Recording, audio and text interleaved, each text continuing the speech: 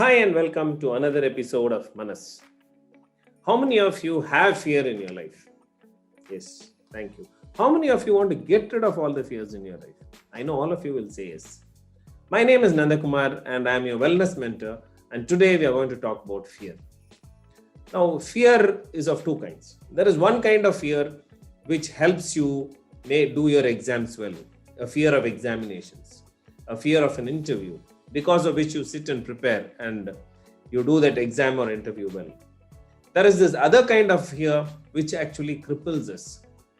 Lots of fears are there in many ways. Financial fear, there is fear for water, fear for cockroaches, fear for snakes, and fear for people. There is fear for so many situations in life. Fear of the unknown, fear of darkness. There is so many fears in our life. And I'm going to talk about that particular fear which relates to our relationships. Now, fear has got an acronym. One that says false evidence appearing real. So it has not happened, something false, it has not happened, but you're worrying about it as though it has happened as real. There is also another elaboration of fear which says forget everything and run. Now, depending upon the way you take it, in my last video, I spoke about thoughts and feelings. And I said that when you have thoughts which are about the past and the feelings about it are negative, you are in pain. And I said you are in a pain quadrant.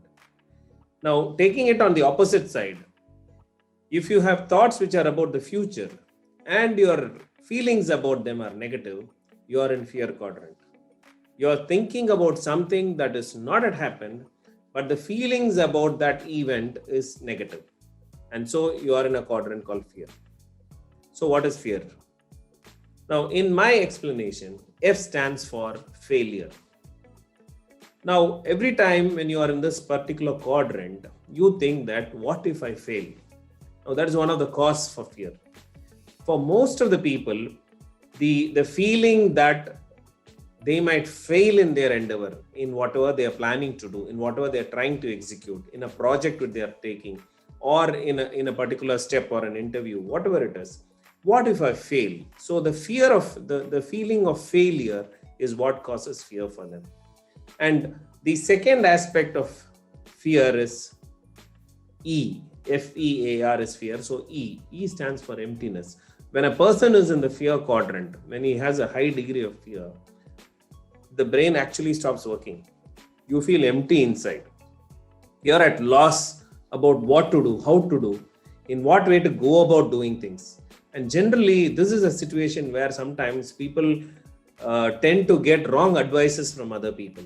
They ask them what they need to do and they blindly go by what the other person says, getting themselves into bigger traps and problems. So that is emptiness. And there is also this E can also stand for embarrassment. You start thinking that what, again, it is derived from the previous one. What if I fail? I'll feel embarrassed.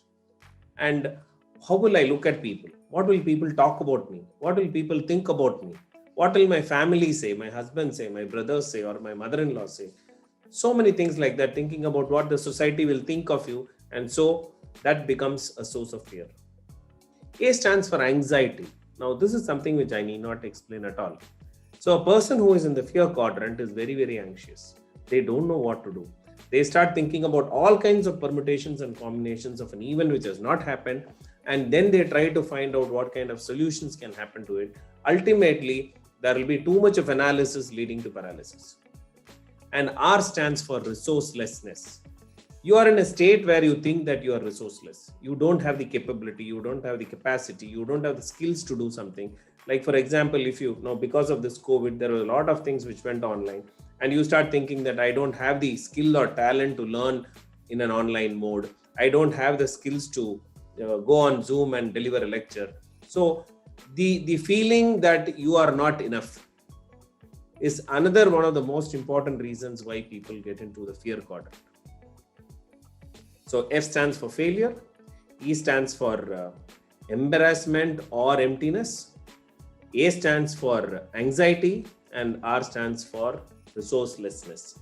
Now, these are some of the qualities or traits of a person who is in the fear quadrant. And what is that he needs to do to come out of it? One of the important things to understand is that fear is not real. It has never happened. And one of the way to overcome fear is to face the fear. Say, for example, a person is afraid of water and they are scared of water. For some hydrophobia, it's called. And so, if that person has to overcome the fear of water, it can only be done by getting into the water and exposing himself to that water. If a person has got fear for darkness, let's say he's afraid to get into a dark room, the only way to overcome that fear is to go and sit in a dark room and experience what it is. So they say you have to be with the fear to disintegrate the fear. So in a small way, try to be with those fears, face those fears what you have, and try to disintegrate them slowly. You will be able to overcome big fears what you have also. There are many other ways of overcoming fear. There are techniques in NLP, there are techniques in hypnosis, there is something called as tapping technique. These are some of the techniques which you can use to overcome some of the fears you have in your life. So with that, we'll close today, and I hope this session was useful to you. If you like what this video was about, please share it with your friends and also subscribe to this channel. Thank you very much for watching. This is your Wellness Mentor Nandakumar signing off.